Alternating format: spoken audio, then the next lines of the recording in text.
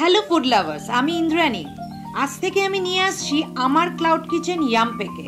আজকের পর থেকে এটা শুধু আমার নয়, এটা সকলের।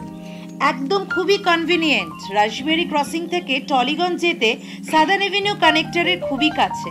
আপনারা আসুন, দেখুন আর ট্রাই করুন আমাদের variety of mouth watering Deloitte.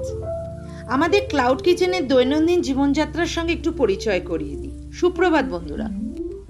চলো আজকে আমাদের কি হচ্ছে একবার একটু তোমাদেরকে দেখিয়ে দিই।